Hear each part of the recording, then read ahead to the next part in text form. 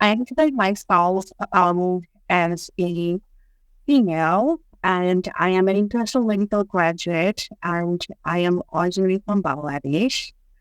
So I'm from South Asia. So I actually I was born and raised in Bangladesh, and there are a lot of stigma against mental health. When I was in medical school, my mother had generalized anxiety disorder and OCD, and I can see how she was suffering. But when she refused to see a physician or a psychiatrist about this, because of the stigma, she felt like people are going to call her crazy, and her, especially like she has children, right? Like me and my brother, and then people are gonna call us name, and then there will be a lot of negative consequences seeing a psychiatrist. So when I was in medical school, my mom came to visit me, and I took her to one of my attending from psychiatry. And then my mom at the time did not know that that was a psychiatrist. So when I went to the visit, and I explained that to her, she agreed to see the psychiatrist. And after seeing the psychiatrist, my mom came out of the room and told me that I felt relieved after a long time. And I felt, even though it was 1 hour, I felt like a burden has been lifted from me. And I just wish one day you could have done something like that for someone.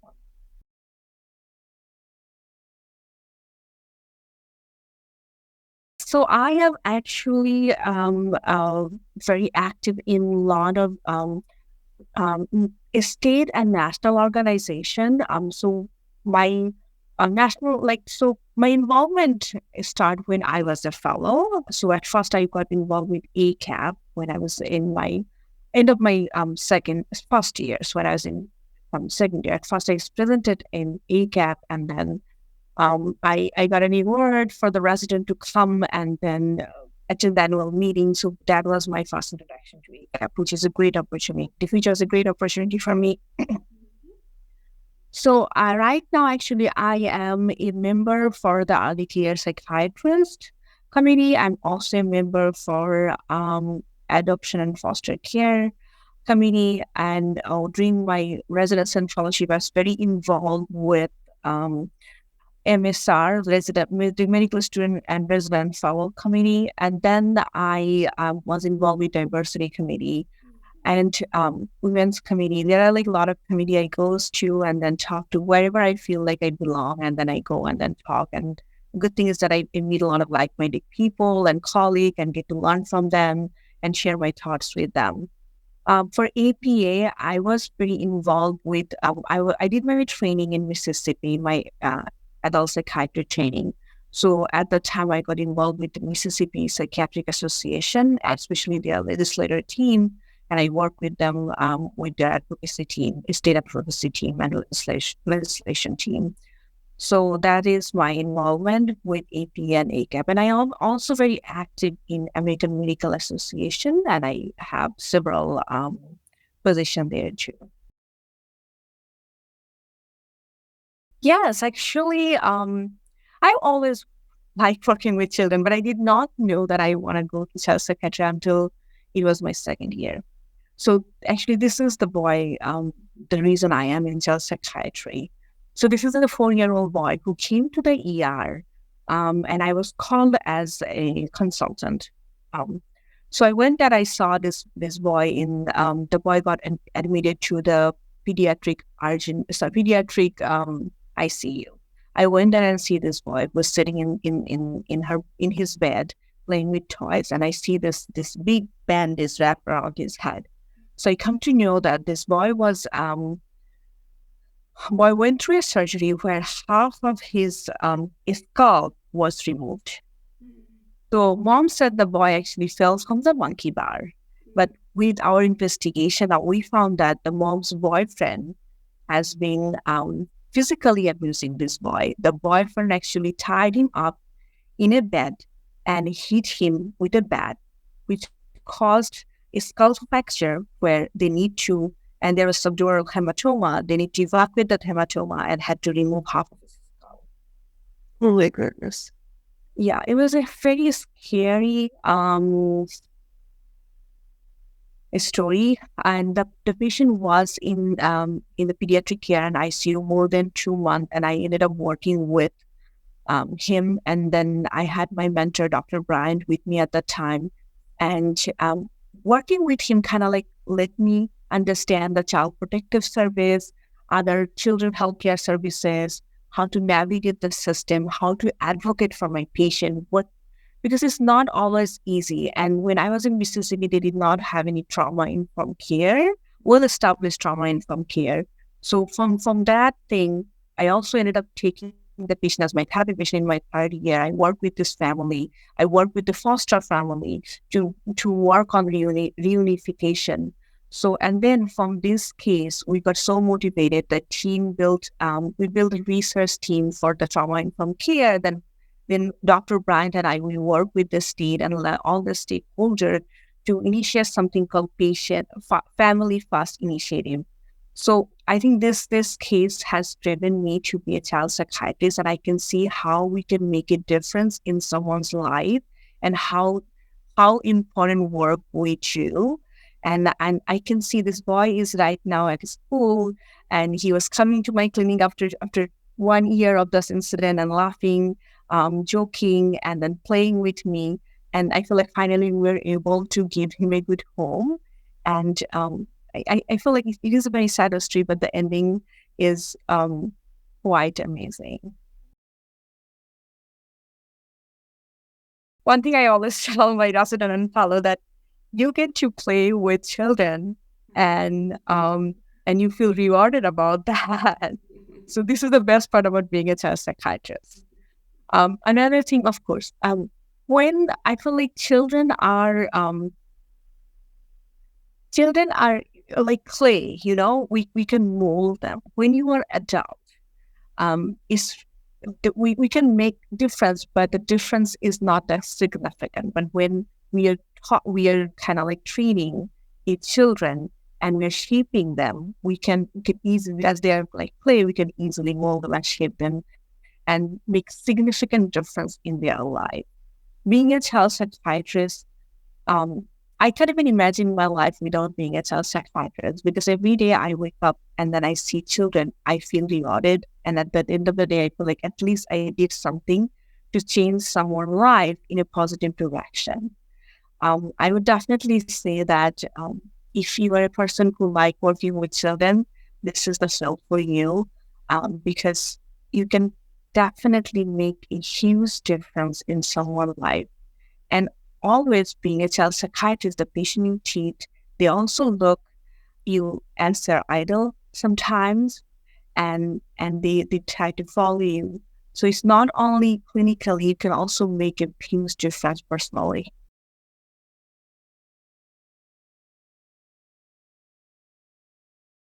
Yes, of course there is. When I first came into this country, English is not my native language; it's my second language. So learning the language, growing up, I went to English medium school, so I know how to kind of like read English, and then our medical school is entirely like English medium. So I knew, but however, knowing American English, their phrases, their items, and their expression, it was definitely hard.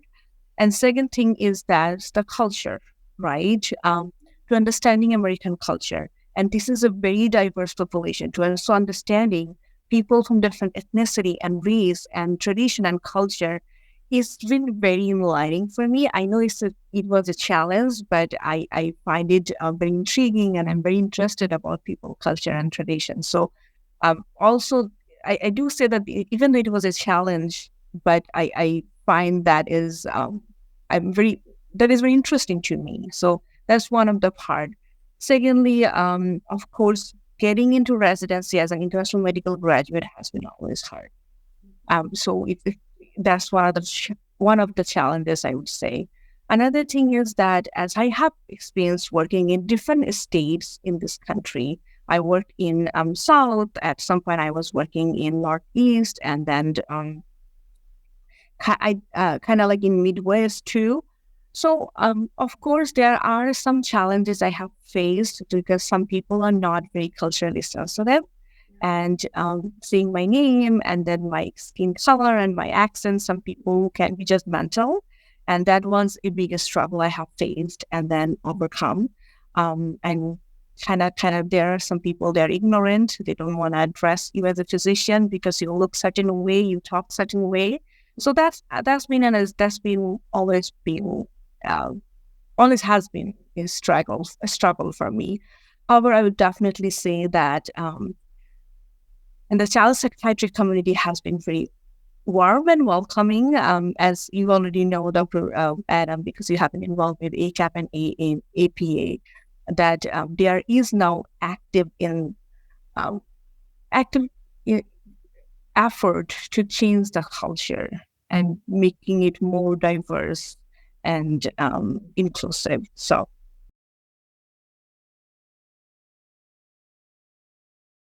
of course, I believe in mentorship, and I could not be where I am without my mentors. I cannot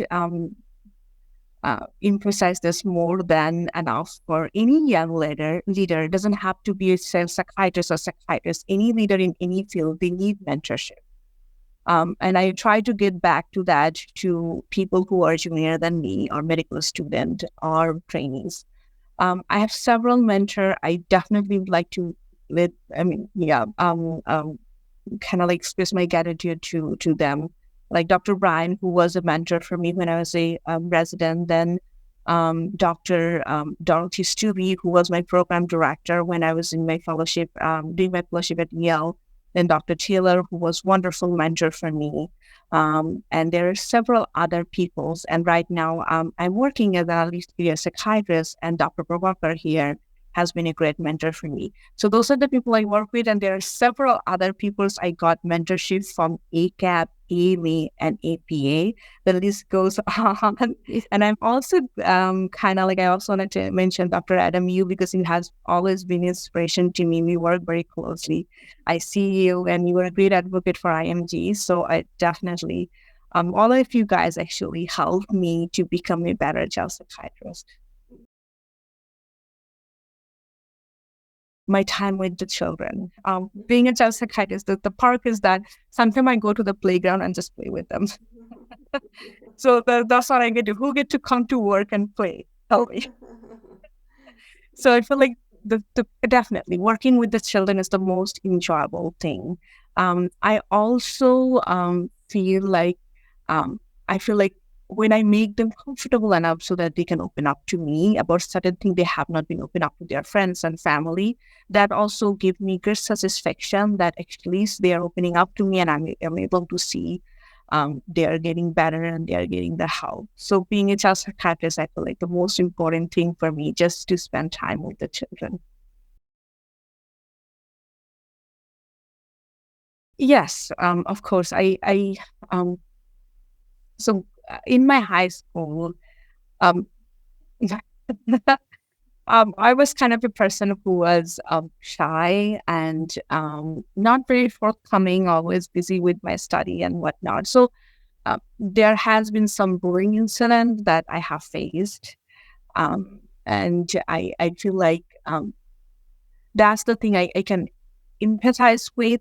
And also another thing that during that time, also my mom was very anxious. And as I said, she has OCD. So seeing that at home also created a lot of stress for me. So I feel like that definitely changed my perspective toward the patient I see. And that personal experience also make me become a more make me empathize with their symptoms, and I think like made me a better psychiatrist. One thing I would definitely say that we don't have enough child psychiatrists. The need is there. There are very few child psychiatrists. Depression and anxiety are rising, and is affecting our new generation. And imagine being a child psychiatrist, you will have a hand to um, build this new generation and direct this new generation toward a right path. So I welcome you to consider coming to psychiatry and child psychiatry.